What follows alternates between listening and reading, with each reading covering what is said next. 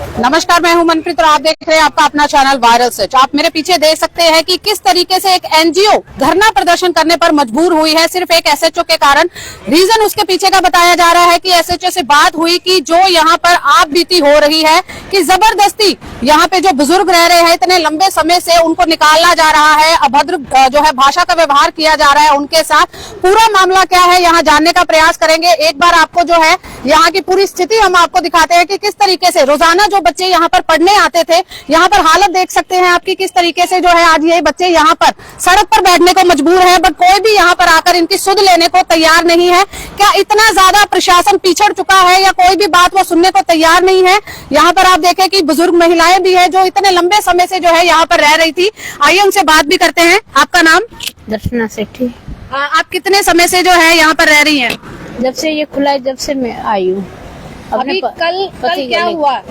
कल इन्होंने अंदर नहीं आने दिया और बाहर निकाल दिया और उसके बाद अब हम कहीं गए किसी काम से, अंदर नहीं आने दिया। फिर सामान हमारा सारा फेंक दिया और दवाइयाँ मांगी तो दवाइयाँ भी नहीं दी और मेरे पति की हालत खराब हो रखी है, कुछ भी नहीं दे रहे अंदर से सामान। क्या हुआ है आपके हस्बैंड को? लकवा मारा हुआ है 2-4 साल से, इलाज चल रहा था। आज उनकी हालत बहुत खराब है। तो अभी कहाँ पर शिफ्ट किया है उनको? उनको वही उनके घर शिफ्ट किया है, घर पर ही। क्या कहेंगे कि कितने लोग आए थे यहाँ पर, किस तरीके से वो व्यवहार कर रहे थे आपके साथ? 30-35 लोग थे। हम बाहर धूप में बैठे थे, अंदर आई तो कह रहा अंदर मत आओ। अंदर बैठे तो कह रहा बाहर फेंक देंगे। मैं क्या फेंक के दिखाओ, फिर देखते हैं क्या होगा। फिर एकदम धमकी दे के फिर बाहर गए, थाने में चले गए। उसके बाद हमारे को फिर उनके से धमकाने, ताले लगा दिए, बाहर नहीं निकलने दिया। फिर बाहर निकले तो अंदर नहीं आने दिया बिल्कुल भी। क्या कहेंगे प्रशासन से? प्रशासन क्या करेगा? जिधर पलड़ा भारी होगा उधर ही तो जाएगा। हमारा पलड़ा हल्का है, हमारे पास पैसा होता तो हम फेंकते इनको, क्या करते? हमारा पलड़ा भारी नहीं है ना, वो पलड़ा भारी है। कर्नल साहब हैं इसलिए वो अपना पलड़ा भारी रखेंगे।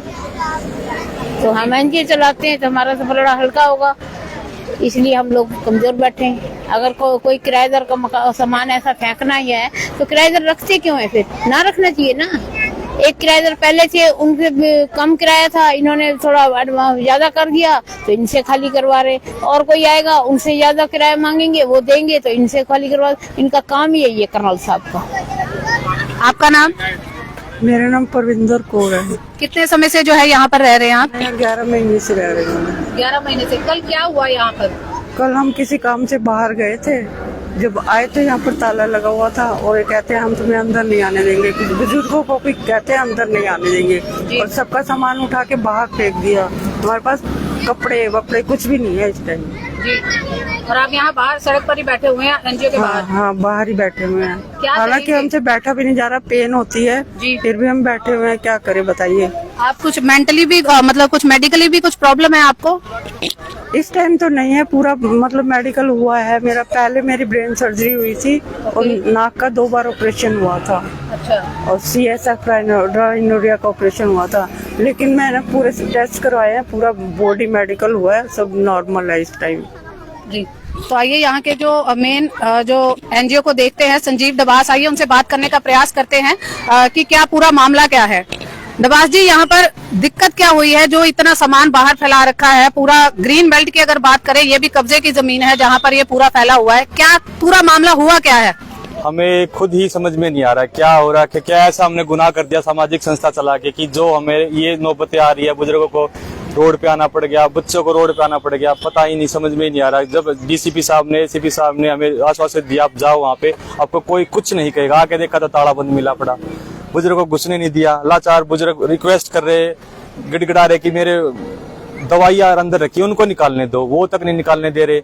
जब हमने उनको शिफ्ट कर दिया घर पर, बावजूद उसके जब हम रात को आके देखा तो हमारा सामान ये ऐसे यहाँ पे डाल रखा था। हमने पूछा, कोई जवाब नहीं दे रहे। हमने रिटर्न में कंप्लेंट कर रखी है एसएचओ साहब को, लेकिन एसएचओ साहब को तो पहले भी हमने 3 रिटर्न कंप्लेंट कर रखी, इसकी कार्रवाई नहीं हो रही। हमें नहीं लगता कि जो तोड़फोड़ है इसकी भी कोई कार्रवाई होगी।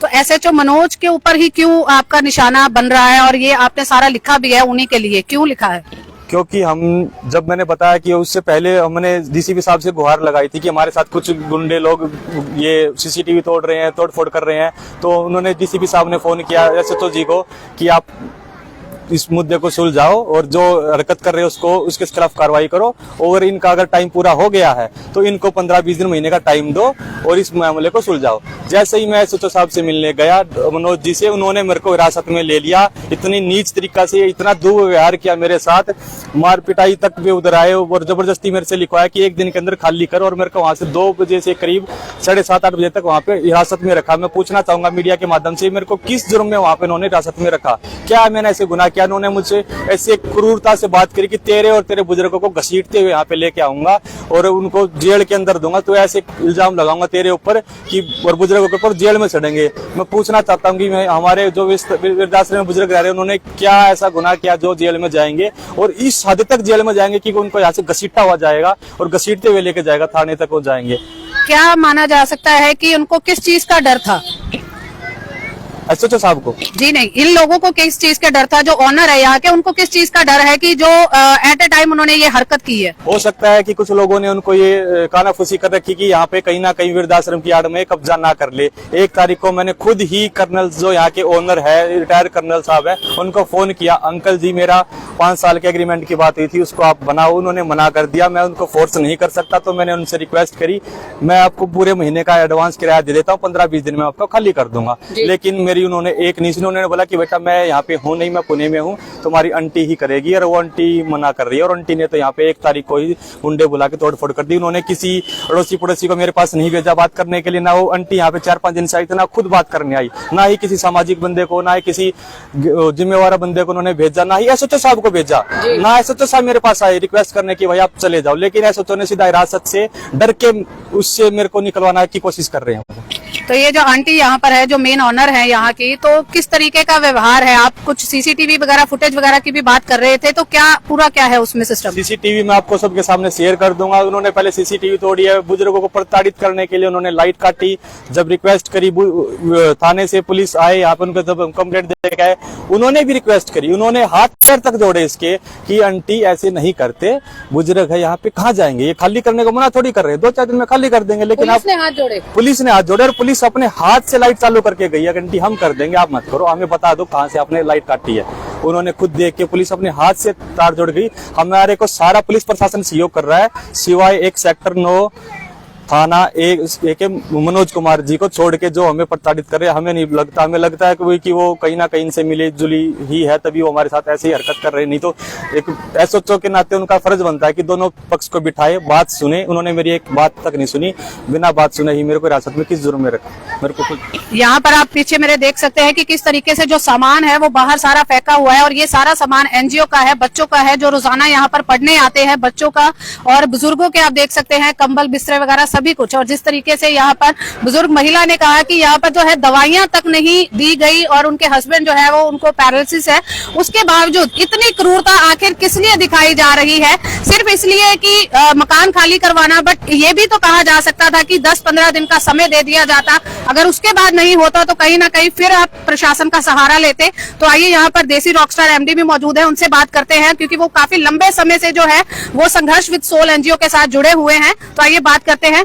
एमडी जी, क्या कहेंगे? आप काफी लंबे समय से जो है इस संस्था के साथ जुड़े हैं, और आज ऐसा माहौल देखकर क्या बीत रहा है आपके ऊपर? देखो जी, जब किसी का घर उजड़ता है ना तो दर्द होता है, और इन्हें कितना परिवार जोड़ रखा था, तो दर्द तो हमें भी होगा, इन्हें भी दर्द है। ये जो भी हुआ ये बहुत गलत हुआ है। अभी आपने पीछे दिखाया कि कितना क्या सब तोड़ फोड़ कर दिया, कीमती चीजें भी थी, लोगों ने सहयोग भी किया हुआ था। और ये बच्चे ऐसे हैं, देखो भटक रहे हैं, बच्चे रोज पढ़ने आते हैं, यहाँ पे खाना खाते हैं, बुजुर्ग परेशान है।